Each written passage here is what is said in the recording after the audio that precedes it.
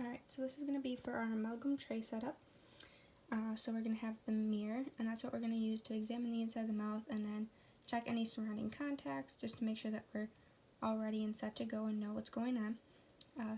Then we have the Explorer, and that's what we're going to use to check for dental decay, calculus, any other abnormalities.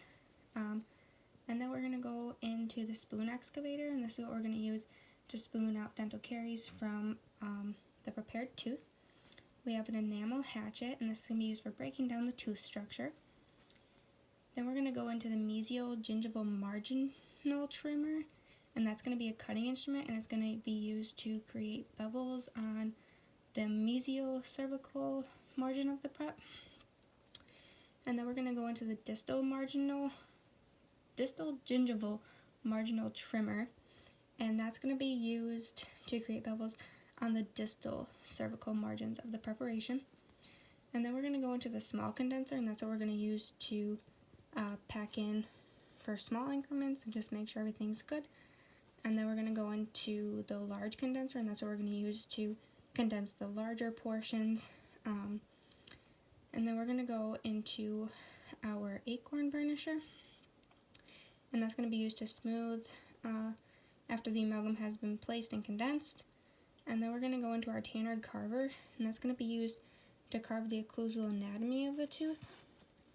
And then we're going to go into our half Hollenbeck carver, and that's going to be used to contour and restore the proximal wall of the amalgam restoration. And then we've got our articulating paper, and this is what we're going to use to have them bite and grind and tap on their teeth, just to see where the amalgam is hitting too high or whatnot, just to adjust it to their mouth. And then the cotton tip applicator, and that's what we're going to use to place the gel topical. And then we're going to have our Toffelmeyer with a matrix band, and that is what is going to hold and maintain the stability of the matrix band during the amalgam procedure. We have wedges, and that's what's going to be used to place between the interproximal surfaces, just to keep that matrix band nice and tight so it doesn't move, so our preparation and restoration looks really nice. Then we have a burr block, and that's what we're going to use to hold the burrs that doctor is going to use during the preparation depending on their preference. We have our mixing pad that we're going to use to mix our die-cal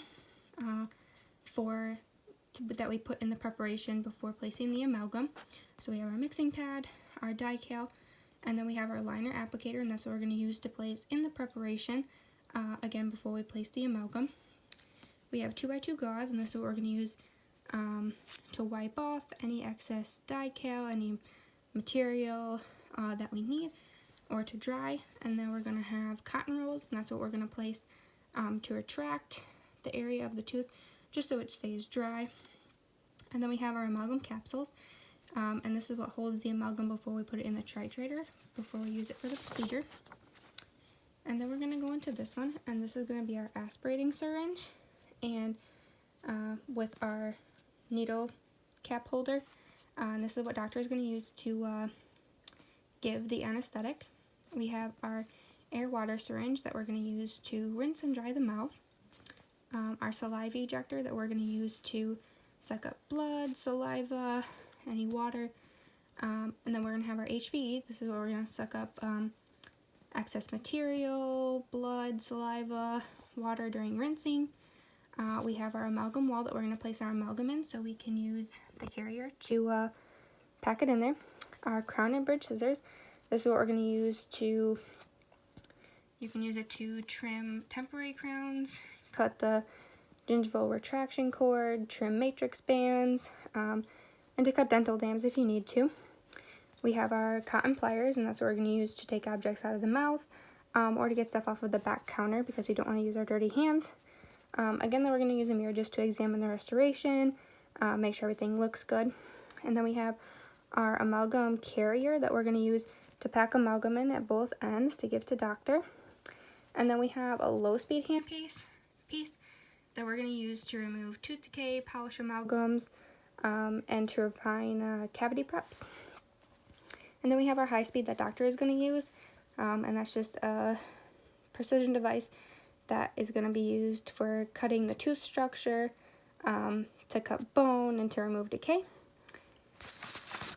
And then of course we have our titrator that we're going to mix our amalgam in for 15 seconds.